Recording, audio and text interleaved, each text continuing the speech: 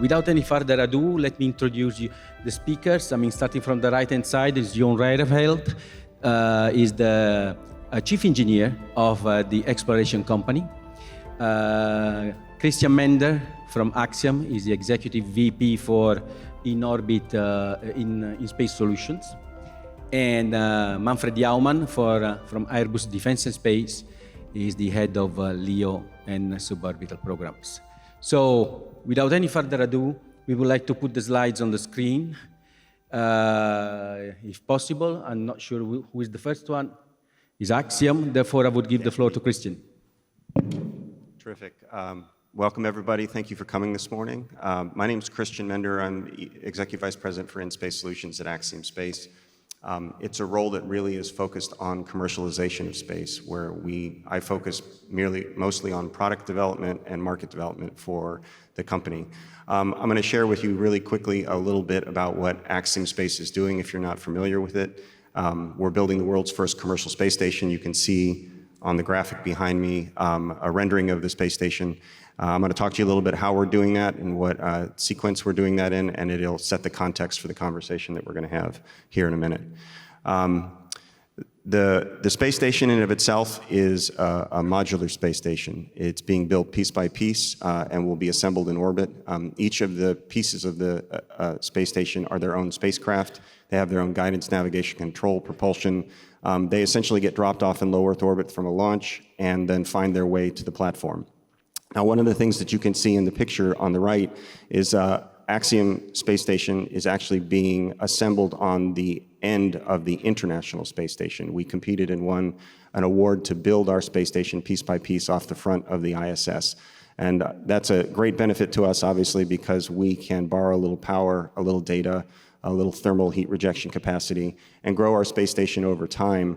But it also lets us work closely with NASA, who we hope is going to be a future customer of Axiom, as they retire the ISS, and work with the other ISS partners as well to bring them all the way across the hatch and go on our way when the ISS is retired.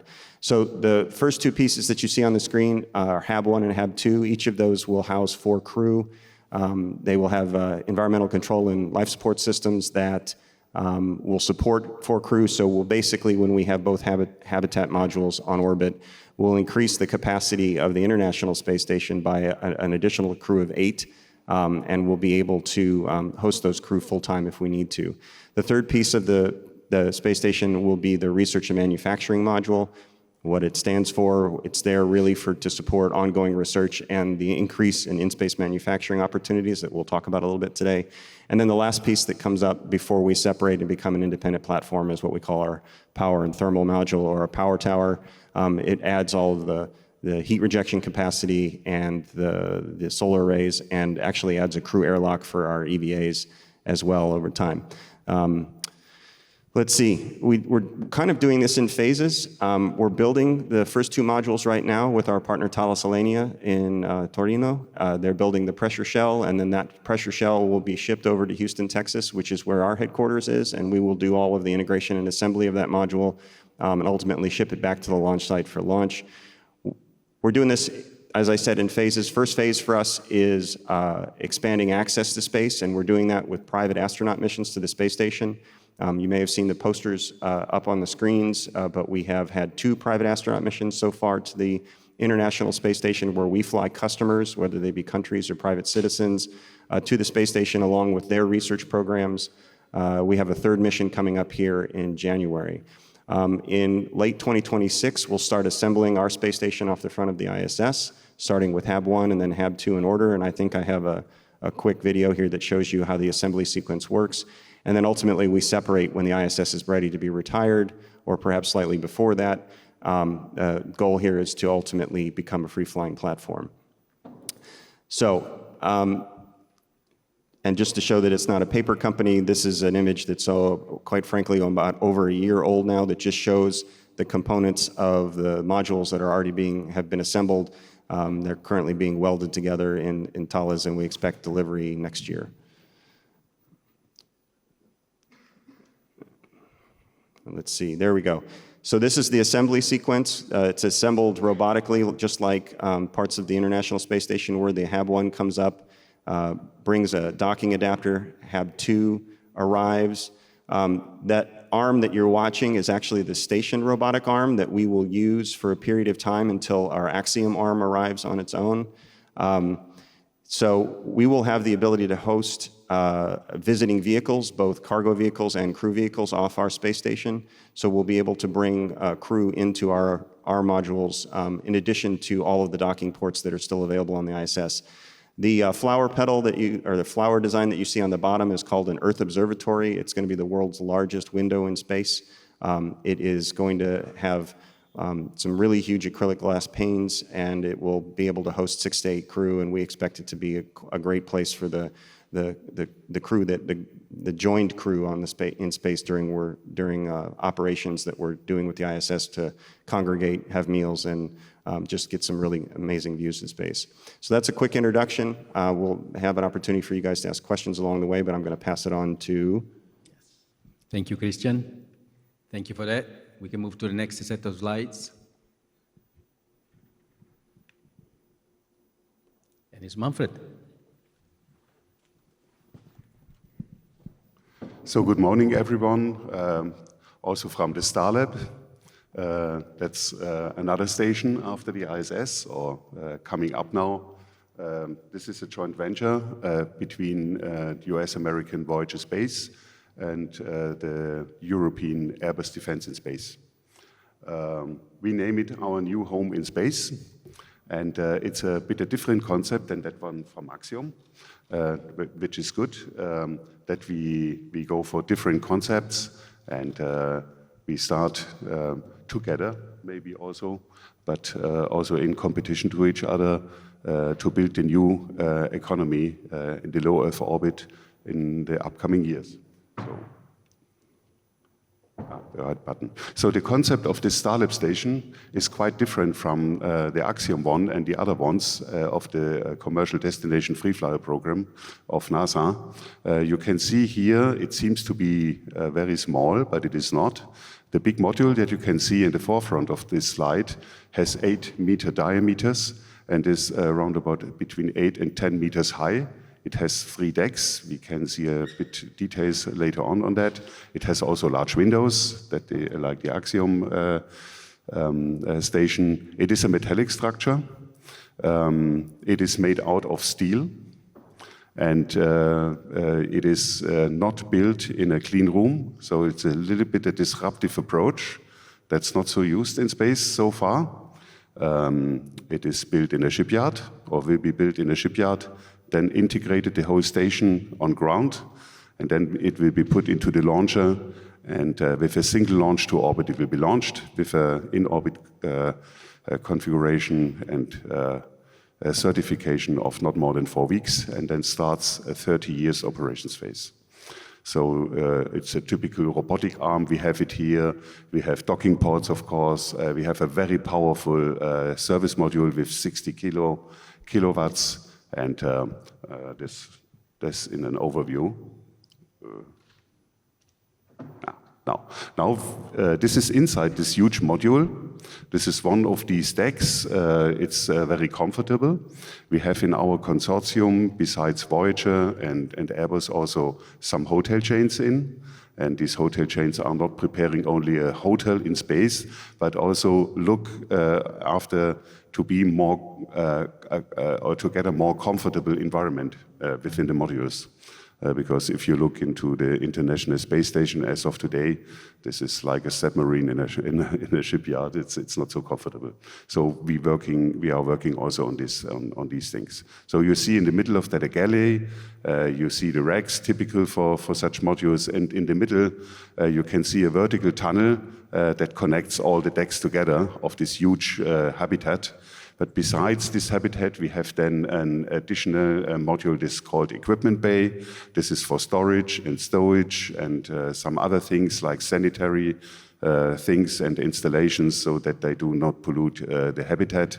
And then we have a complex service module, the propulsion and power element that includes also a tunnel so that you, at the end of this service module, you can also dock. So it's very flexible, this concept.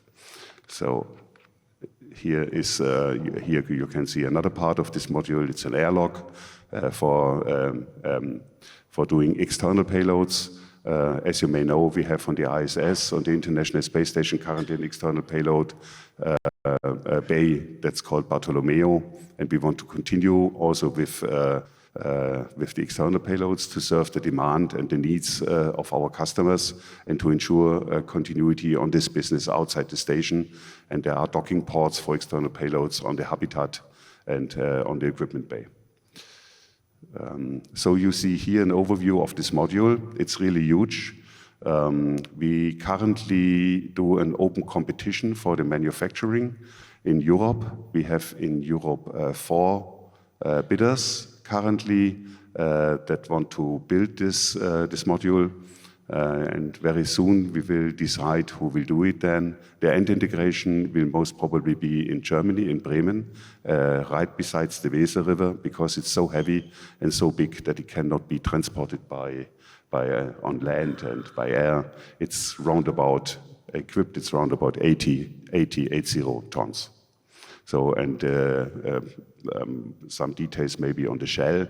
It's out of steel, as I mentioned already, and it's thicker than the modules are on the International Space Station. It's 1 up to 2.2 centimeters thick, and this ensures a longer lifetime because the lifetime is 30 years, and it has to sustain that. All the other elements are traditionally manufactured, and they will be exchanged maybe after 10 years, 15, 20 years. We have enough capex in our business case for that, but this heavy module cannot be exchanged, so it has to sustain the 30 years. So you see at the bottom line, you see a centrifuge. This is not necessarily installed in there. It's very flexible, the outfitting of this module. But we have the habitat from Airbus also ready for long-term missions, maybe to Moon and also to Mars. It can sustain that. So in 2023, this Starlab consortium is built now. We announced it beginning of August between Voyager Space and Airbus as the founding partners. We have more to join. The next ones will join by end of the year and by mid of next year, so that we go for a complete international environment with partners, risk-sharing partners in this joint venture company. The main company will be established in the US. But there will be subsidiaries in all the regions of the world where we have business as in Europe. So you can see here in 2028, late 2028, we will launch, we plan to launch with this single launch to orbit. And because this is high risk, I want to mention very high risk, that if it fails, everything is gone, then we are procuring already now long lead items for the second one. We will not do a one station, we will do a fleet of stations. So this is a quick overview, maybe. Thank you, Manfred. Thank you for your introduction. I would pass the ball to Jon as soon as these charts are on the screen again. There you go.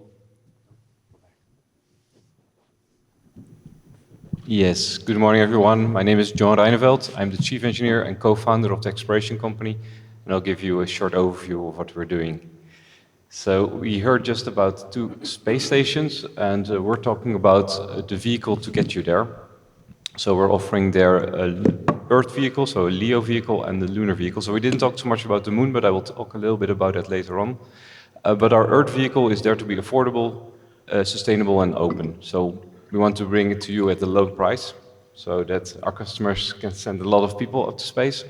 But we also think it needs to be sustainable. So we're aiming at a vehicle that's reusable, that's using green, non-toxic propellants, and that can be refueled in orbit to be reused and to be updated for our next mission. So what are we doing right now? So we're working on our first demonstrator. This is called Mission Possible. And this is currently being integrated in our integration hall in Munich for a flight end of 2024. So it is for us mainly a re-entry demonstrator to learn how to build such a vehicle, how to bring it safely back home. but we're also flying payloads on it. So we're already having paying customers. They want to try out how it works to fly a payload into space, how to certify it, and how to learn what kind of experiments you can do, and how to get them back home and prepare for a longer duration experiment. So as you can see, the mission is actually relatively short, so we're flying for 3 hours. This is for us mainly to de-risk safety aspects. I mean, if you're flying in orbit directly, you're doing your deorbit burn yourself. There's a lot more scrutiny, but our goal is to move quickly. We want to prove one technological aspect and then move on to the next mission. So we're flying here, N24, we're being launched on Falcon 9, and after splashdown, we'll bring back the capsule to Europe and bring back the payload to our customers. So this is actually our second mission. We're flying a smaller capsule beginning next year. This is completely ballistic, but on Mission Possible, the main additions that we're doing, so we're talking here about a vehicle of 1.6 ton, 2.5 meter diameter. And as you can see on the picture, we're having a propulsion system that's not on our first capsule, that's on the second capsule, which allows us to do some control of the attitude in orbit, but mainly control of the re-entry. So we want to make sure that our payloads get a smooth ride back home. We don't want all those G-loads. And of course, on the capsule, we want to make sure that the thermal loads are manageable, and we aim at the parachute opening point to make sure that the recovery queue can find our vehicle. So what comes next for us is Next Earth. Oh wait, I'm going in the wrong direction. Is Next Earth on Mission Odyssey. So this is a vehicle 4 meter diameter that's able to visit the space stations. So this one is aimed for visiting Axiom, visiting Starlab, visiting the ISS, and delivering up in a starting version up to 4,000 kilograms of payload. It's a combination between pressurized payload, unpressurized payload, and we're also looking as well to work on delivering consumables, gases, and also propellant. So this vehicle is built to stay into orbit 3 to 6 months, and you can fly it to the stations, but you can also fly it in a free-flying variant. This is mainly aimed at in-orbit demonstration or microgravity experiments, but the main part, we believe, will be to deliver cargo to the stations where there will be astronauts able to really utilize all the elements that you bring in. In our service module, we're also able to host bigger payloads. So if you want to build up your station, you want to bring new docking ports, you want to bring solar panels, there's room in the service module to allow you to just do that. And at the end of the mission, it's quite typical, we'll separate the capsule from the service module. Service module will burn up in orbit, and the capsule will return, have a splashdown, and afterwards will be refurbished, will be refueled, and will be ready for the next mission. So one of the major technological challenges for us here at is that we're working on, like I said, the green propellant. So we're working more not with the typical hydrazine NTO, but we're working here on a system based on HTP, hydrogen peroxide, and this we're currently already testing. So we did our first test together with different agencies as well in Europe, and we're aiming at having our first hot fire test by the end of the year. So this capsule will have its first launch in 26, so again, aggressive schedule.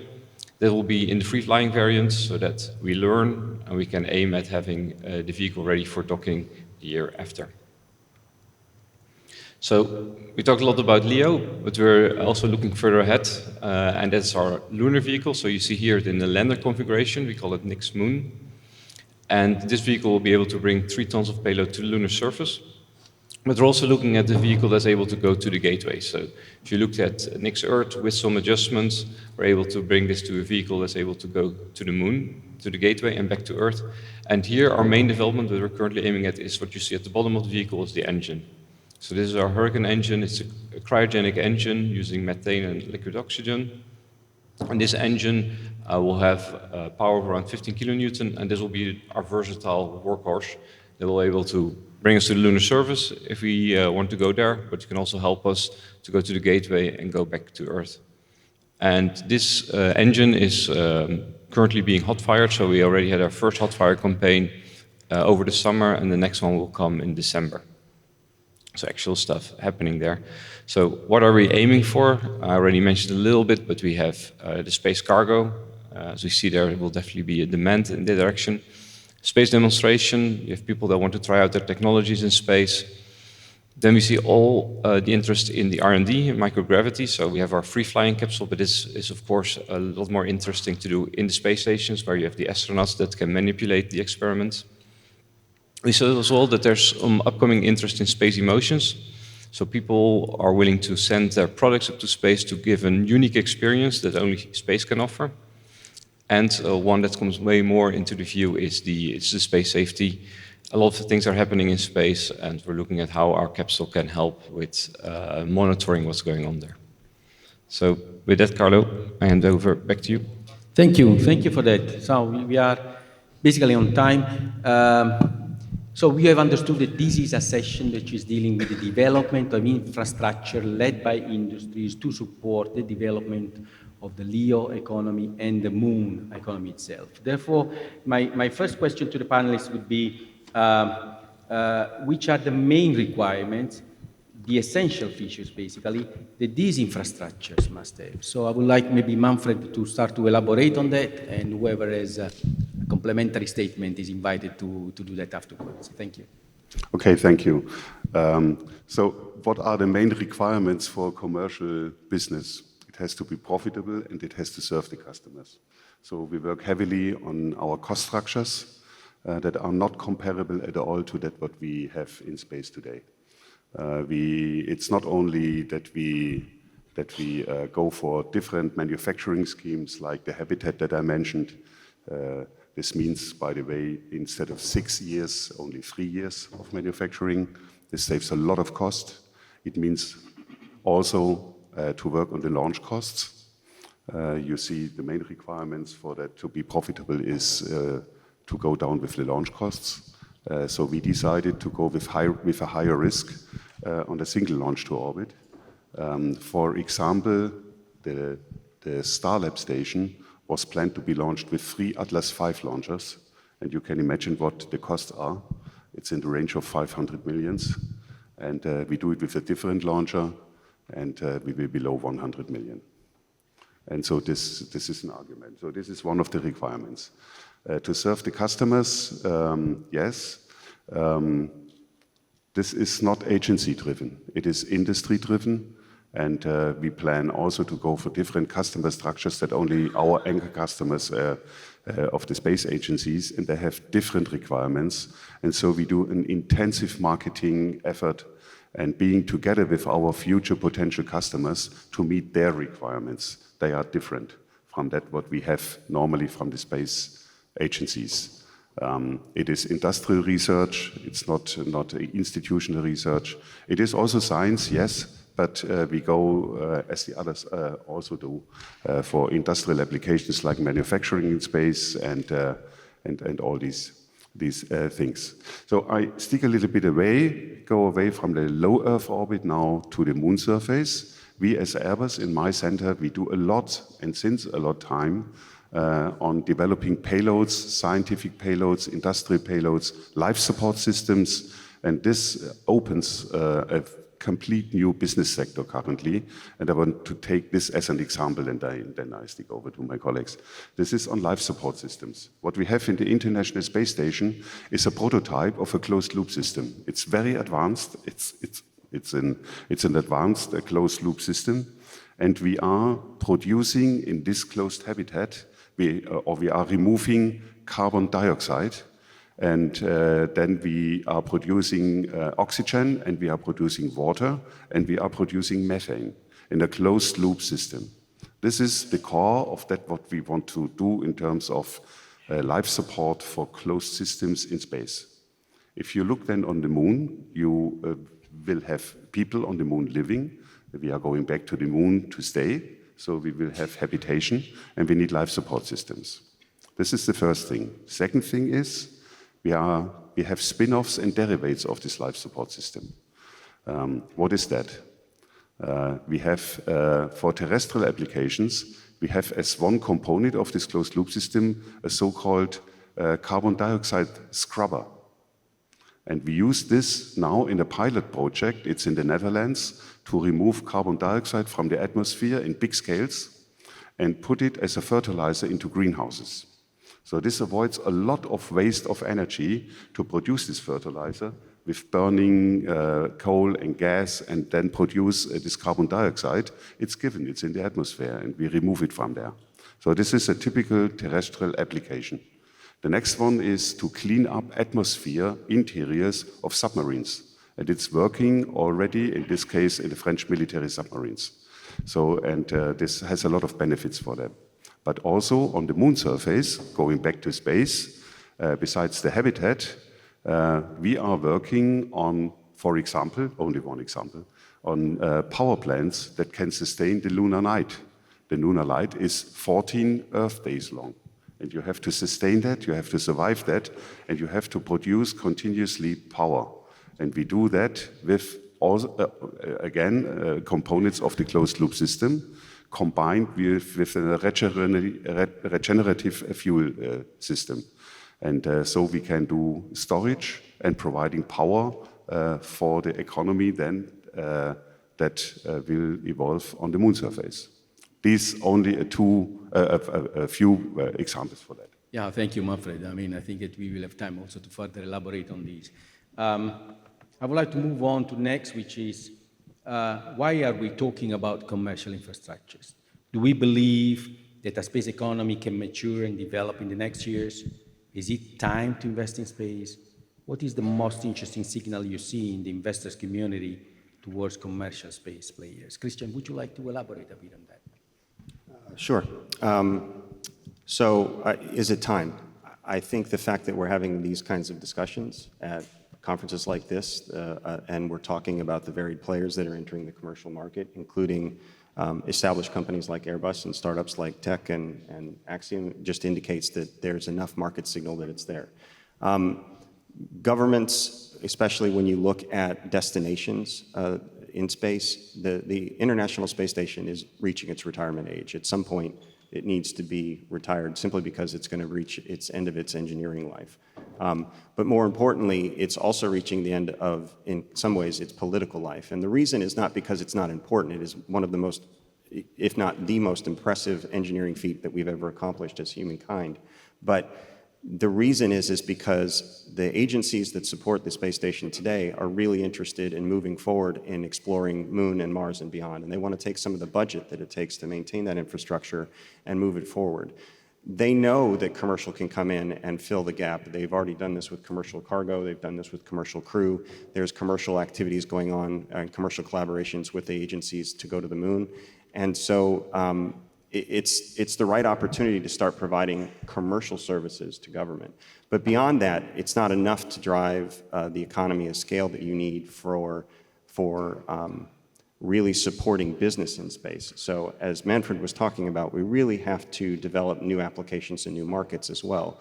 Now that's the beauty of commercial space, is that it really opens up things that you can do on commercial platforms that you can't do on government platforms. John was talking about space emotions, I think is how you characterized it. And I think the activities you can put around media and marketing is a great example of something you can do and drive revenue and value for customers in space that you can't do on a government platform. Not because it's not physically possible, but because it's not what the platform was intended to do. From another place, the signaling that I think is important is the sign that the capital markets are showing around space. There's an increased amount of investment going into commercial space endeavors, and people don't invest money simply because they think space is cool. At least I haven't run into an investor that talks like that. So at this point, you have to actually convince investors very heavily that there are market opportunities available, and the fact that we're seeing an increased investment over time really drives the signal home that, you know, the marketplace, including those that bring the financing to the table, really believe it's real. Thank you, Christian. Yes, yes, absolutely. Next. How do you see the impact and the complementarity of legacy and emerging players? I mean, non-space, new entities, new countries, SMEs, private capitals, big commercial players, and how their role to build up a space economy is merging together. Yeah, it's a very good question. We see different actors now in the space sector that we haven't seen before. So we have the big players, like we have Airbus on the table, we have Axiom here with us, and Tech is a small startup. So Here, what we bring from the exploration company is a novel way, a more speed-up way of working. It's partly driven, of course, by private investors that want to see a return. They want to see that we have products ready to get to the market. But space, there's a lot of domain knowledge, right? So you have here the legacy players that can come with the knowledge, that can come with the experience that they had. And we have the new players that are pushing, that are saying, hey, can we do this quicker? Can we do some early learnings and then scale up and not directly say, I want to have my huge system that's capable of everything ready on the first try, but say, hey, let's go with a more simple capsule, go with a simple station that we can build in a couple of years and then be able to expand it and to increase it. So modularity, I think, is a key factor, so that we're able to grow our stations, that we can adjust to future needs. We need to have interoperability, so here we need to have the different players talk with each other. We need to make sure that we can, with the vehicles, go to the different stations, that there's no problems with standards, and that we are able to create an ecosystem in which also new players are able to easily enter. Because if we close everything up, that also is for investors and for customers difficult to enter. Because if you know that, oh, I can only depend on this one company to get into space, what if this company changes prices, or what if this company goes out of business? You want to be able to have a wide variety of choices that allow you to get to space and do the thing that you want to do. Thank you. Yeah, I want also to mention one very exciting thing that I experienced since more than 1 year now. It's the mixture between the old space and the new space. I think there is not an old space or a new space, but if you take that phrase, then you take the startup concept. We as Airbus, we are a big company, and we can build infrastructures, we can build payloads, we do everything in space. And then we teamed up with a startup, which is coming from the financial sector. And what we learned from them is all about speed. It's all above speed. For example, to build a joint venture at this scale, it's a big scale in space. It's in the billions. It takes in Airbus more than maybe 5 years to do that. We did it in 7 months.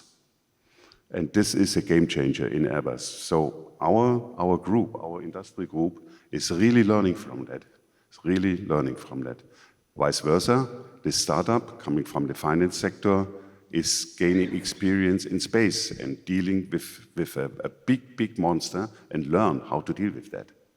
And so this synergy and this learning from each other is of utmost importance. And so this is what I experience, and I told it to you beforehand our presentation here. Within Airbus, I'm not old space. I'm a startup, I can tell you, because we are violating all the laws, and it is allowed. It is allowed, and we are best practice meanwhile, and other projects are learning how to do that. We are building the complete design and architecture for the US station, currently in Europe.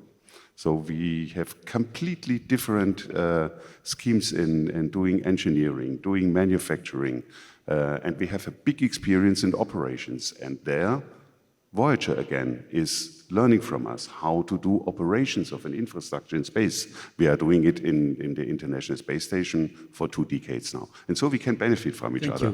Thank you. And I mean, this is all very attractive. And actually, next question is also connected to something Manfred was mentioning before, Jon. Which benefit the space economy, this sector of the space economy, can bring to the terrestrial economy? I mean, how do you see the potentials there? Can you elaborate on your point of view? Yes. So I showed a little bit on my last slide on the topic. So I think here one of the main key factors is if we're able to do research in space. So if we bring the price down of going to space, we're going to have companies that usually do not think like, oh, how can I develop my product further? What can I do with it? To start thinking about it. And here we have to look outside of the box. Pharmaceuticals, they might be willing to go with their product into space, learn what it means to be in such a harsh environment. look at the anti-aging creams that they are developing. That can be something that they say, hey, how that work in space? Can I learn from that? And this is something that we need to learn in space and then bring back to Earth so that we can benefit on a larger scale from it. Because now if you look at, you're doing some research that's going into a small area that is not applicable to a wide population, that's not bringing the benefits back down to Earth. Of course, we can bring more people up, have them working there, but if we can enable research there on biological sites, on material sites, that is something that we can bring back to Earth and benefit from it. If I may, the reason I joined Axiom and the reason that Axiom believes that where the market is really going to go long term in terms of generating the most revenues in space is really around in-space manufacturing. And there's two different kinds of in-space manufacturing. There's in-space manufacturing to bring products back to Earth, and there's in-space manufacturing to make products that you're going to use in space. When you talk about terrestrial benefit, it's really the first or the former that we believe is reasonable. And you hinted at it in terms of the research, but really it's about the product you can develop. When you take gravity out of the equation, and if you think back to all of our physics or biology courses when we took in high school or college, when you literally take G out of the equation, you can fundamentally change the way physics behaves in space. And different things like sedimentation and convection and surface tension change, which means that you can change the way you manufacture things. And when you take advantage of that in space, and you couple that with the innovation that the commercial industry is bringing to bring costs down to space, you can suddenly close business cases for things that you can make in space and bring back to Earth. And whether those are medical treatments in the biomedical field or new medical implants, whether those are advanced materials that are used for different technologies that benefit on Earth, whether it's new semiconductors, these are all areas that Axiom's already exploring in doing proof of concept work in research, because we believe at the end of the day, that really drives not just benefit for terrestrial, but it actually drives profit, not just for Axiom, but for all of the companies that are doing work in space. And that's really the force multiplier that we believe puts multiple humans in space, ultimately hundreds, if not thousands. Because at the end of the day, having a functional, sustainable, thriving economy in space is really about having purpose and reason for putting people in space. And that's really about creating jobs in space. And from that perspective, that's where we think in-space manufacturing probably is going to bring ultimately the most terrestrial benefit from low Earth orbit, and then ultimately we expect to see that extensibility to the moon surface as well. Thank you, Christian. You actually answered the question that I wanted to ask now, but therefore, Manfred, please go ahead with your answer to that, and then I will come back to focus more on the moon for a second, if you may. Yeah, so looking for these terrestrial applications, beside all that what we mentioned already, there are a lot of opportunities, because look at the Earth from outside and you will see it's a spaceship. It's a closed loop system with getting some energy from the sun and so on, but it's a closed loop system, and our infrastructures in space are the same.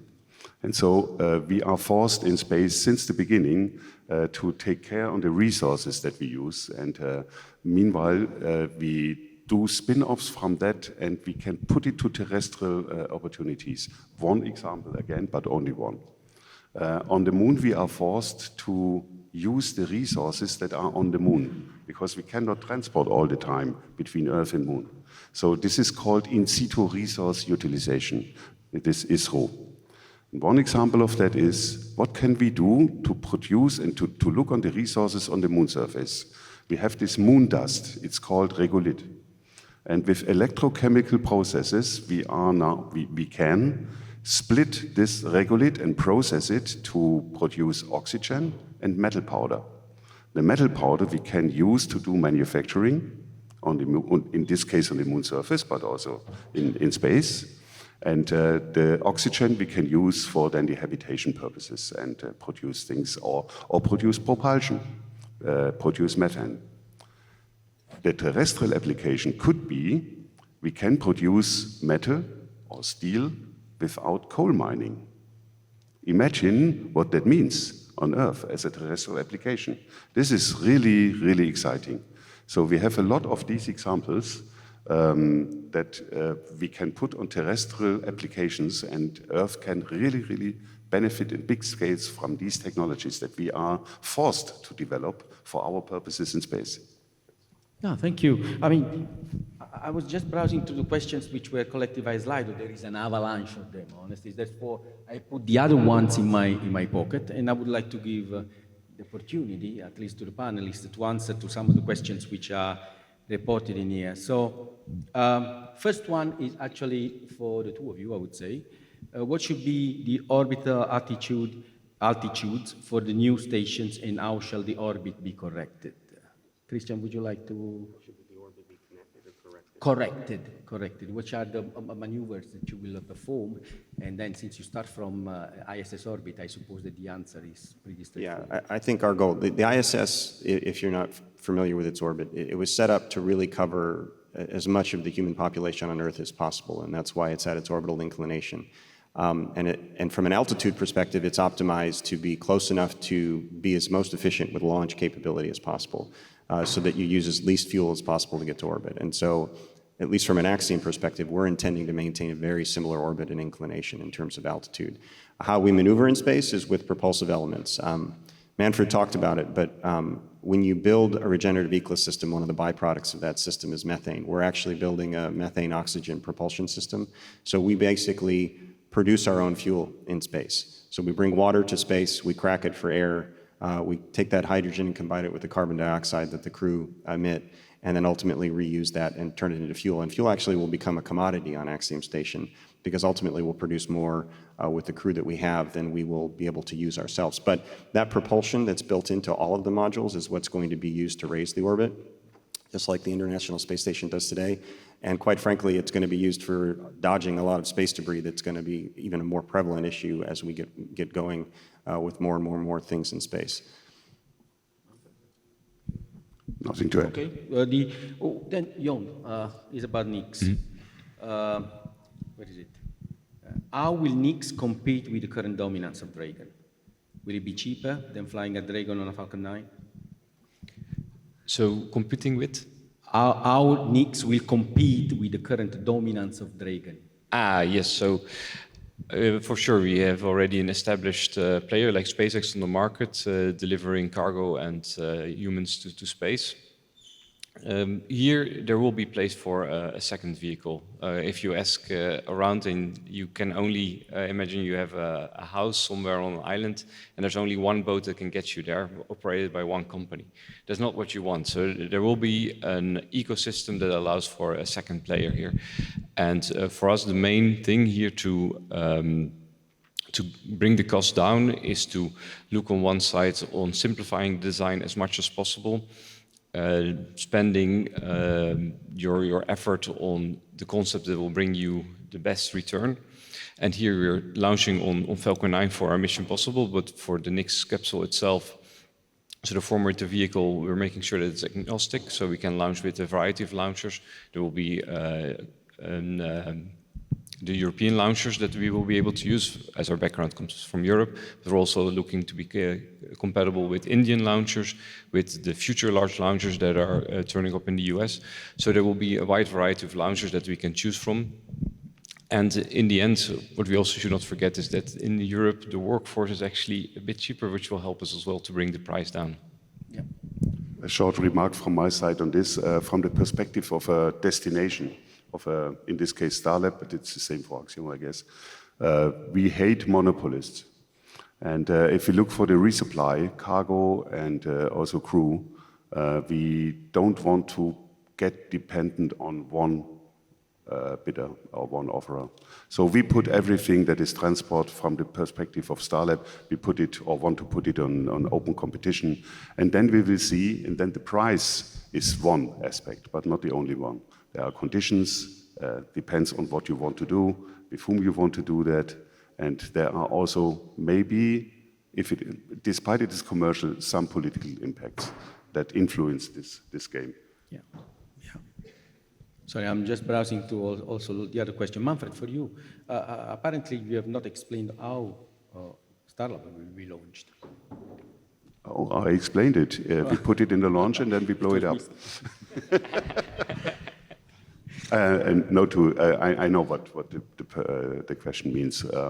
We are under contract with a launch service provider, and we are in the financing and the funding scheme And in spring next year, we will be able to announce it. Thank you. What kind of radiation protection will be provided in the new stations, Christian? Radiation protection. There will be radiation shielding. Again, remember we're in low Earth orbit, so it's a relatively safe confines for a radiation treatment, but we will basically be providing similar technology that's on the ISS today. One of the things that we are working on, though, is some technology that allows us to recycle and compress plastic trash that is on the space station and turn it into essentially pucks that we can use to line the inside of the space station with over time. That dense plastic is actually a great shielding material, but we will start with making sure that our crew quarters are shielded and making sure that we have safe havens for crew in the event of a solar event or anything like that, just like the way that it works on the ISS today. And then over time, we'll be able to quote-unquote pave the inside of our space station, potentially with radiation protection so that the whole module becomes a safe haven over time.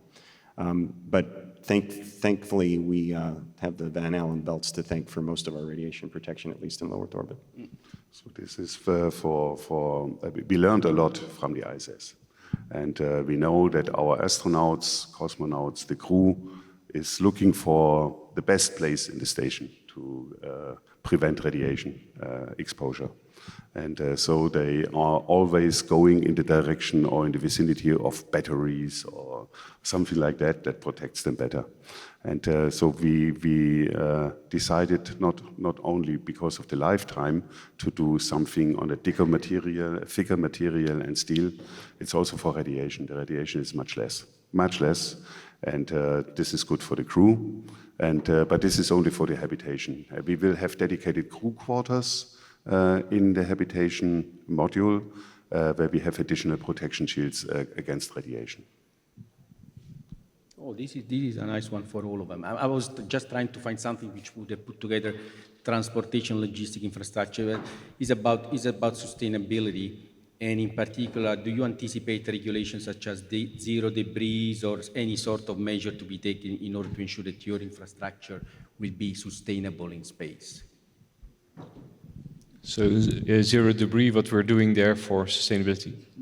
Not polluting the space environment with your vehicles. And so, okay, one of the obvious thing with the capsule is make sure that you don't generate any parts during any phase of the mission. And for the capsule itself, of course, we want it to return in one piece back to Earth, so that's not going to remain in orbit.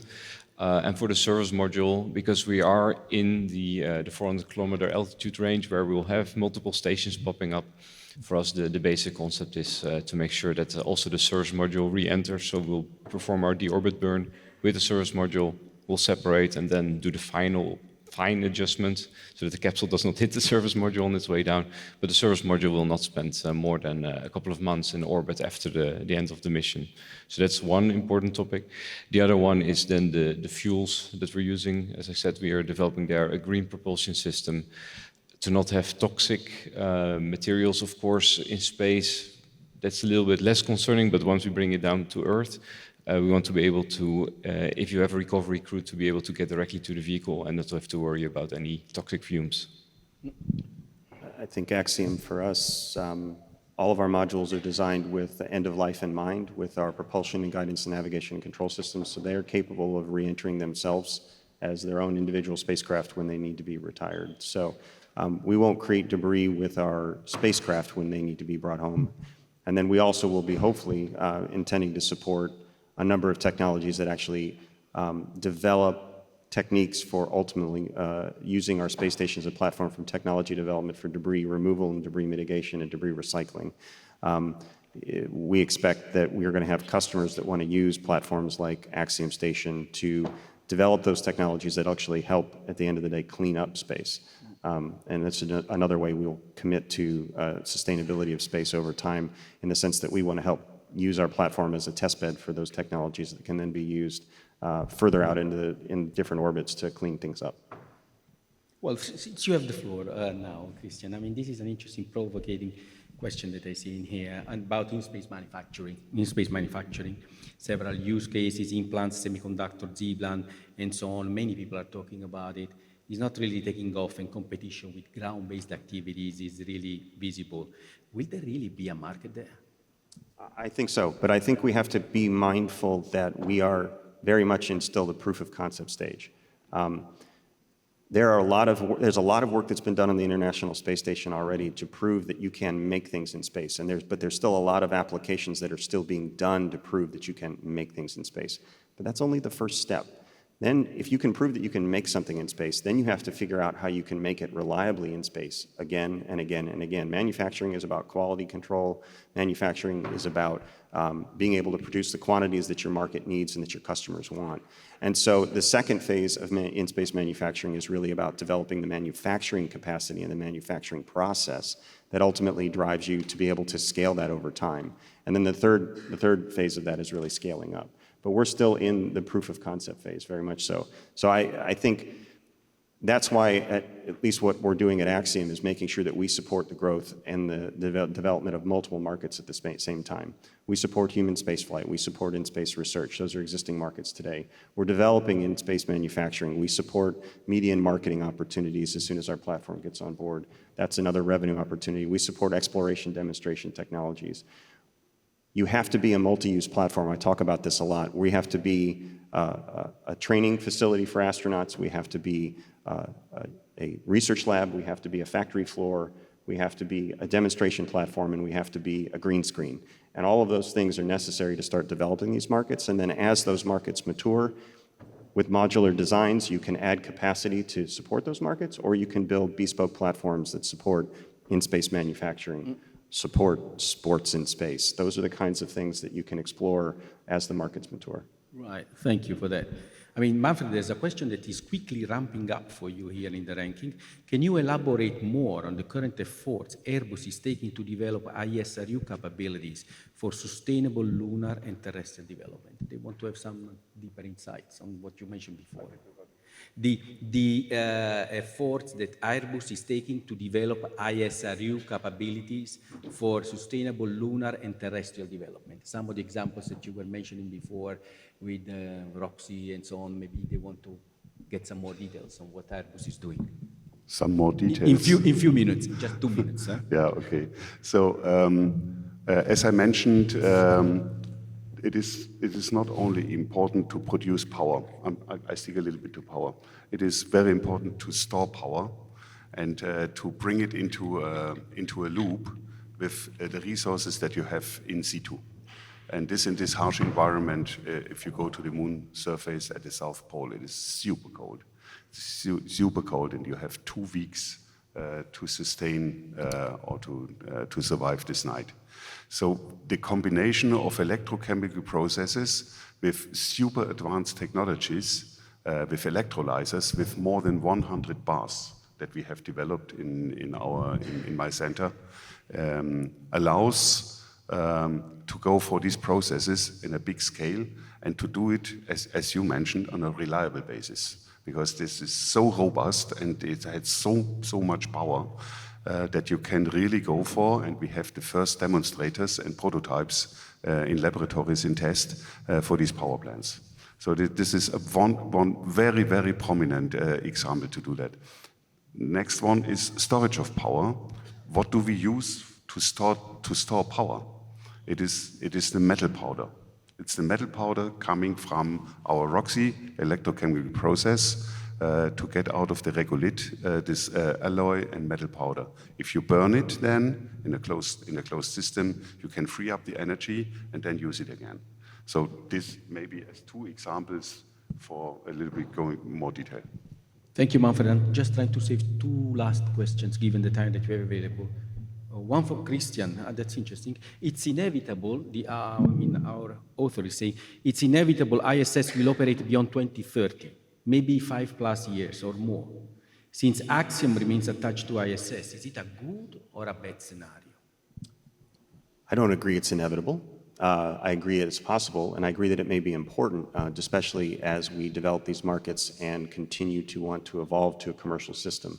But honestly, for us, we're good with either scenario.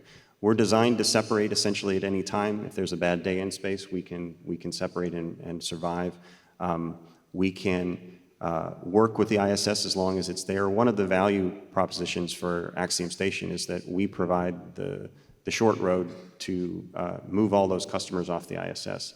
So those users on the space station today, we expect and hope will become customers of Axiom Station tomorrow, simply because it's a very easy and cheap and affordable way to transfer all of that stuff across the hatch.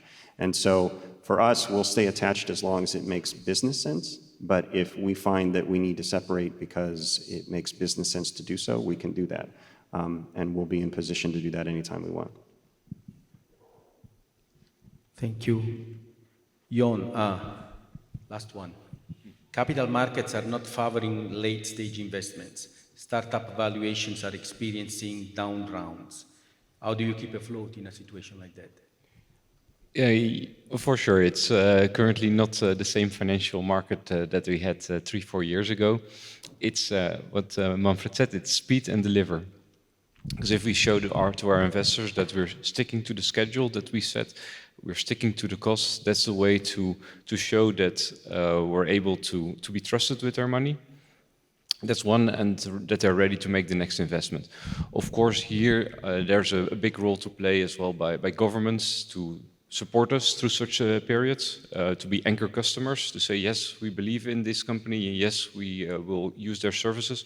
And then it's up to us as well to ensure that there's commercial traction that we hope to achieve, or we saw already with our partners that is possible.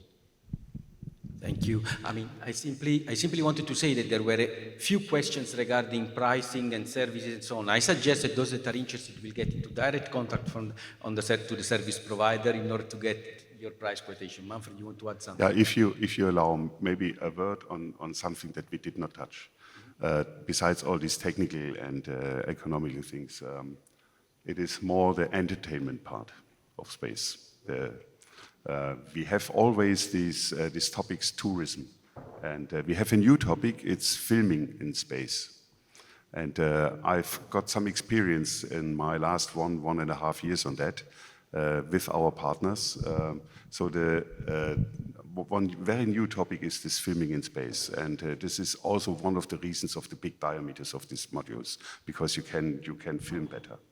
And I had the opportunity to visit with our partners together in California, film production companies. They are really working on formats of new series where parts of these series are in space. And this is completely amazing. It surprised me completely, and I was flashed by that, what power is behind that. And these are certainly also future applications that evolve later on maybe. This is super difficult. Tourism. One sentence on that, and then I stop. But this is you have to integrate it into the normal life of people. Otherwise, it will never work. So with your salary that you get, with your holidays that you have to be able to go to space without any risk, and then it will work. Beforehand, it will not work. And I can tell you, we are really working very hard also on this topic, but it will last. Thank you. Nice closing statement, I would say. It's 10 o'clock. We need to be ready on time. Please join me in a round of applause for our panel.